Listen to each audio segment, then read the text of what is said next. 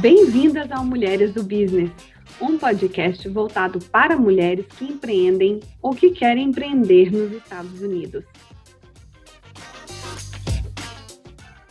Quinzenalmente, sempre às terças-feiras, traremos um tema diferente ligado ao empreendedorismo e relatos de empreendedoras brasileiras que moram na terra do Tio Sam.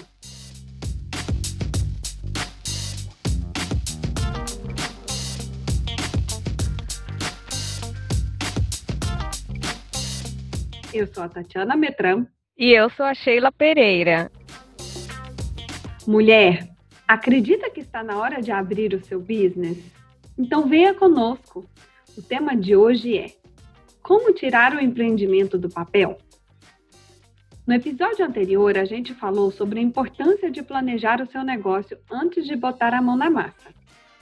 Mas de nada adianta ter uma boa ideia, fazer um ótimo business plan, se a sua empresa, na verdade, só existe na sua cachola. Como diria o velho ditado, ideia boa é ideia feita. Então, hoje, a gente trouxe uma expert que empreende, ajudando outros empreendedores e empreendedoras a transformar o sonho de um novo business nos Estados Unidos em realidade. Sheila, conta pra gente quem é a nossa convidada? A nossa estrela de hoje é a Eva Palatinsky, cofundadora e Chief Operating Officer da Company Combo.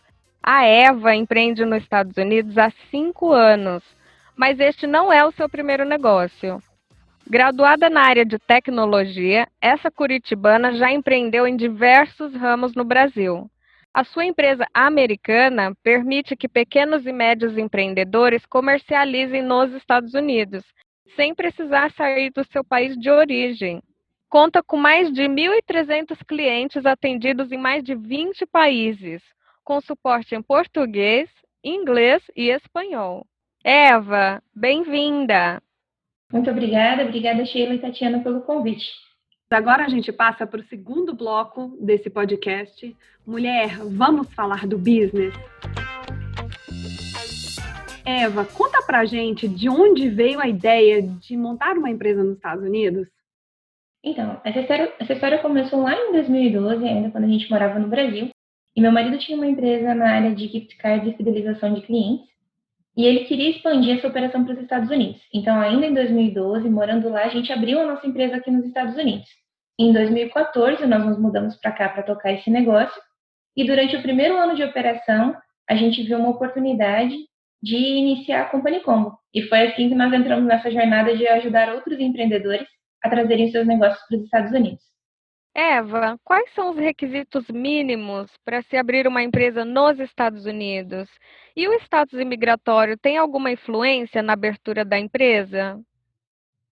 Não, o status migratório não faz diferença nenhuma. Na verdade, a legislação fiscal e a legislação imigratória elas são paralelas. Nem sempre o que está certo perante o IRS vai estar certo perante a imigração, mas é assim que funciona. Então, você não precisa ter nenhum tipo de status aqui para poder abrir empresa. Você pode, inclusive, começar a empreender morando fora dos Estados Unidos. Você precisa ter apenas um endereço aqui nos Estados Unidos que pode ser virtual. E quais são esses requisitos mínimos, então? Fora do endereço, além do endereço, a gente precisa ter o que mais? Passaporte, imagino? Somente o endereço. Nenhum órgão vai solicitar o seu passaporte. Por exemplo, nós pedimos o passaporte na Company Combo por uma questão de compliance interno, mas não é solicitado em nenhum momento da abertura. A gente sabe que o registro da empresa pode ser feito em qualquer estado, mesmo que a empresa não seja fisicamente localizada ali. Qual estado você escolheu e quais os principais fatores que devemos levar em conta na escolha do estado ao fazer o registro? Bom, a gente optou pela Flórida, porque o nosso plano inicial seria de morar aqui.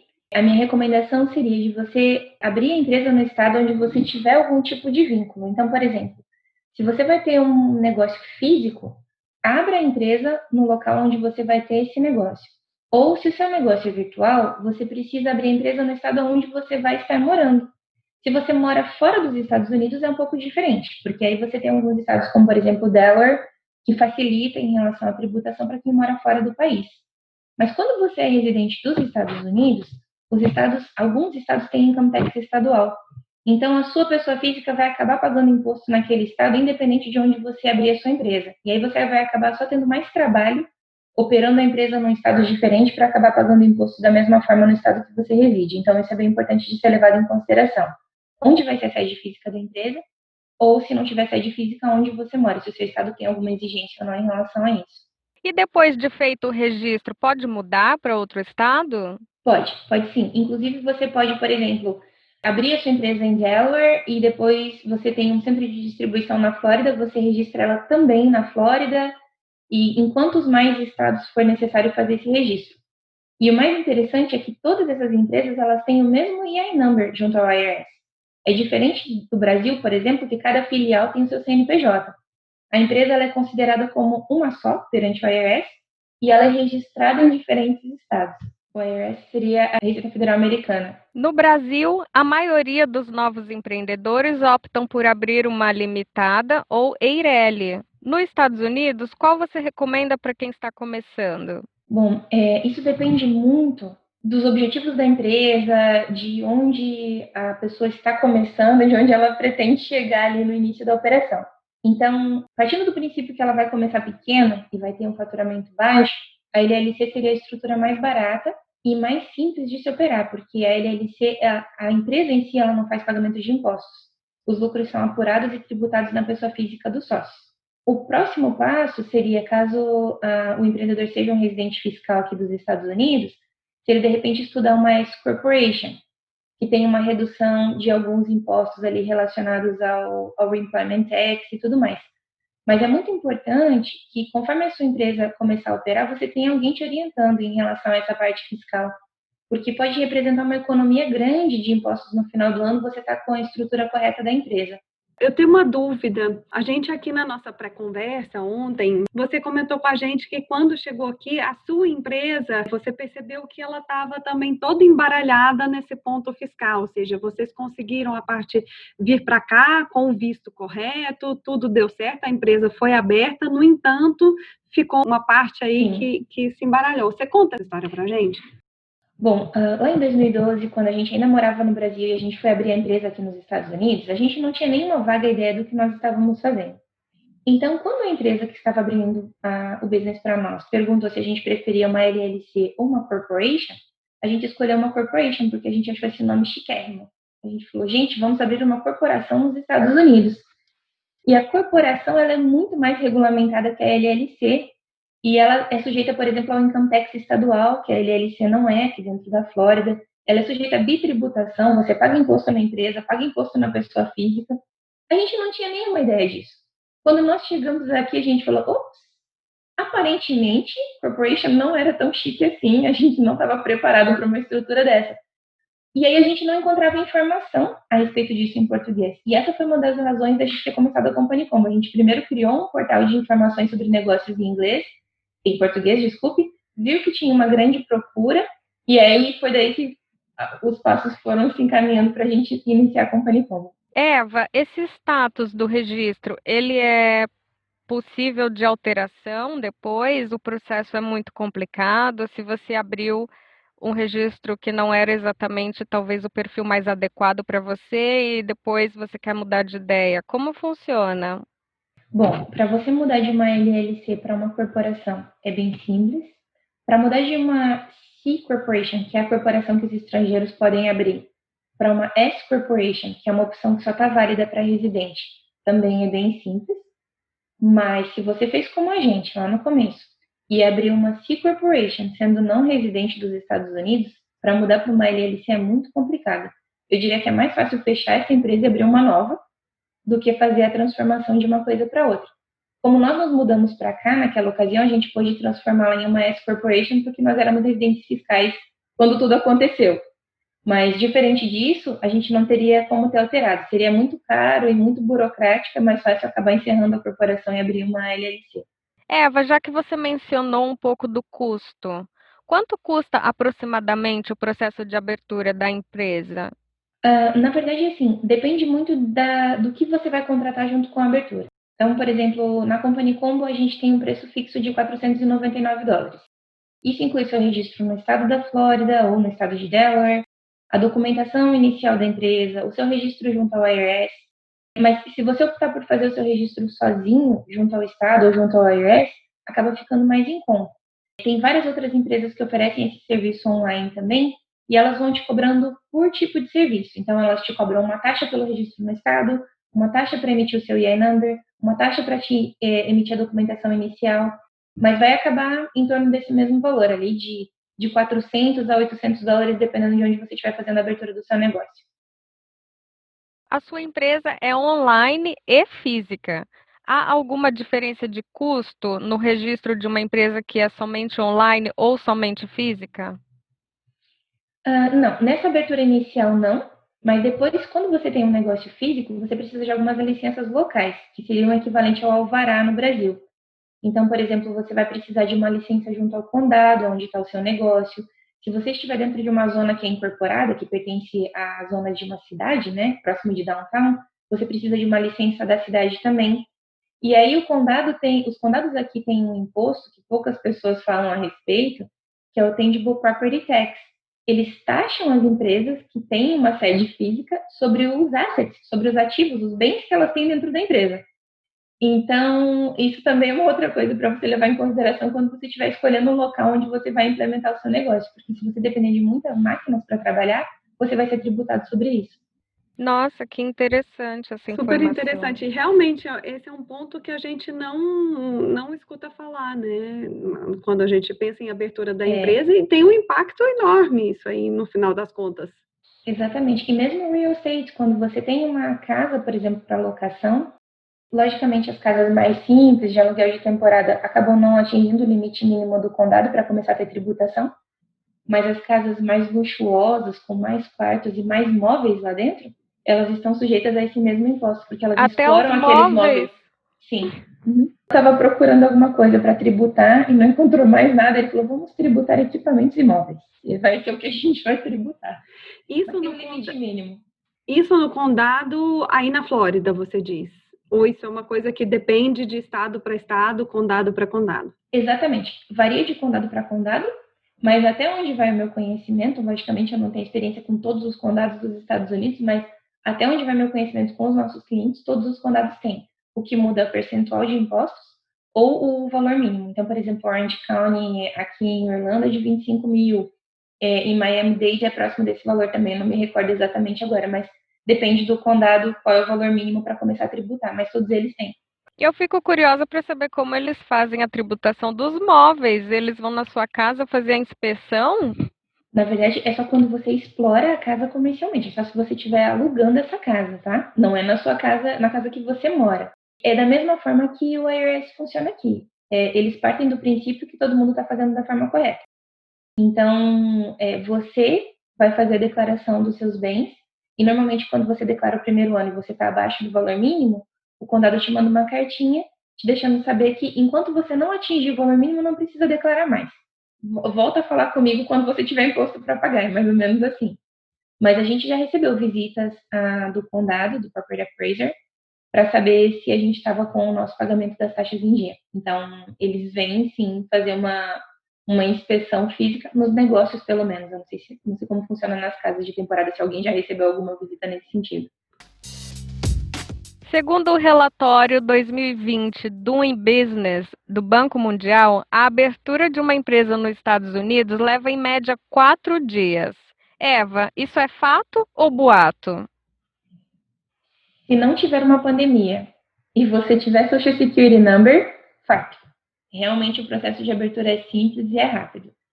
Se tiver no meio de uma pandemia, tudo isso muda. E se você não tiver o Social Security Number, todo o teu processo tem que ser feito pelo correio.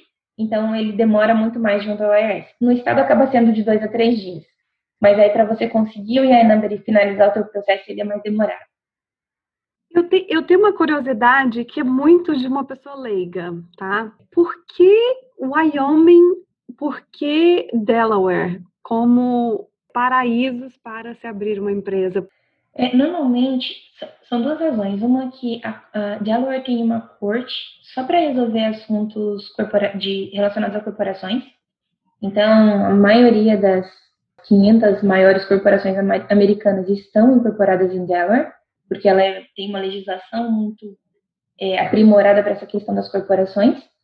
Um outro ponto é que quando você trabalha somente online, o seu negócio é 100% virtual, se a sua empresa está dentro desses estados, você não tem o income tax estadual, porque você não tem nada acontecendo dentro daquele estado ali, você não tem presença física. Então, isso é benéfico. Se, por exemplo, você tem, da mesma forma, uma corporação na Flórida, não interessa se você algum dia passou pela Flórida. Você tem obrigação de imposto estadual aqui. Delaware e Wyoming operam diferente.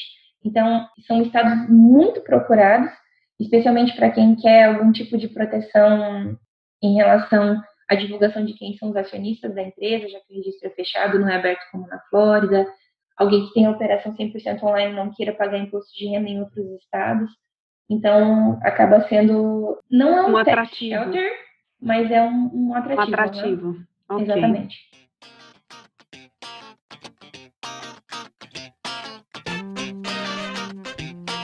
A gente entra agora no terceiro e último bloco desse episódio. We Mind Your Business. Eva, vamos fazer um bate-bola agora. Qual o primeiro produto ou serviço que você vendeu quando você era criança? Frutas e verduras com meus pais. Lá em Curitiba? Sim, venho de Curitiba. Meus pais vendiam frutas e verdura. Meu pai vendia verdura na rua com a fome e eu batia a palma de casa em casa para perguntar se o pessoal queria comprar verdura ou não. E depois voltava correndo para a Kombi para atendê-los quando eles vinham escolher os produtos. Já empreendedora desde pequena, minha gente. Complete a frase. Concretizar o meu projeto nos Estados Unidos demanda muito? Resiliência, sem dúvida. A minha frase de autossabotagem de estimação é... A frase de sabotagem, só para você saber, é aquele diabinho, aquele bichinho que quando você está ali prestes a dar o próximo passo, ele vem e te sabota. Eu tenho. Quem não, né? Quem não? A minha frase é: você não é bom o suficiente. E o que o seu anjinho diz? Se faça ser. Normalmente eu vou buscar uma forma de sim ser boa o suficiente porque eu preciso fazer. Mas é um trabalho constante. Tá? Do alto dos meus quase 40 anos, eu ainda preciso me convencer de que eu tenho que me esforçar para ser o quão boa eu creio que esperam que eu seja. Uma empreendedora que te inspira? Sarah Blakely, da Spanx.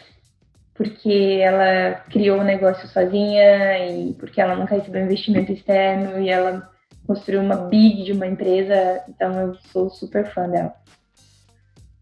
Qual o borogodó do seu business? Skin in the Game. Eu acho que a gente fala sobre expansão internacional através dos Estados Unidos e a gente pode falar com propriedade porque nós somos estrangeiros fazendo negócios com clientes de 26 países diferentes através dos Estados Unidos. Quem são as pessoas que fazem parte da sua rede de apoio? Aqui nos Estados Unidos, sem dúvida alguma, meu marido, minhas filhas, e do Brasil, minha família e meus amigos, que estão sempre a um WhatsApp de distância. Ai, os amigos, a família. Gente, o que seria das nossas vidas sem WhatsApp, né? Eu fico pensando como que a gente vivia antes, nós que somos imigrantes, né, que somos estrangeiros, era muito difícil, gente. Não, você já pensou ter que mandar uma carta e esperar a resposta? Sem chance. Verdade.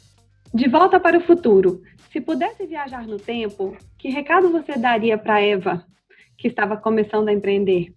Não vai ser fácil, mas vai valer a pena. Eva, muito obrigada por você ter participado desse episódio com a gente. A gente adorou sua participação. Tiramos várias dúvidas, né, Sheila?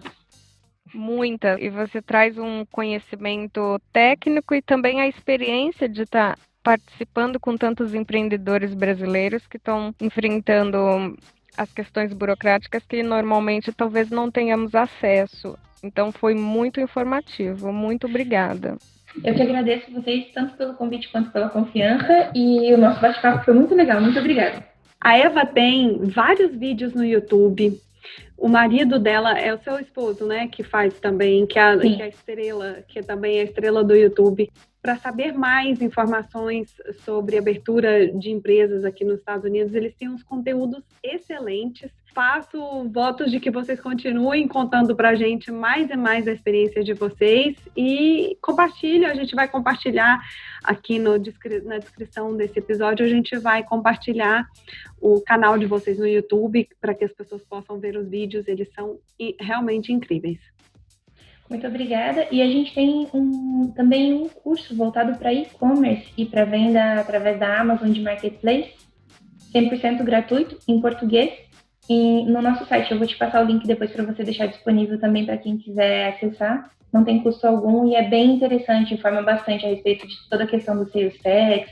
É bem técnico mesmo, não é nada que te prometa ficar rico, é realmente ensinando como funciona uma operação de e-commerce aqui.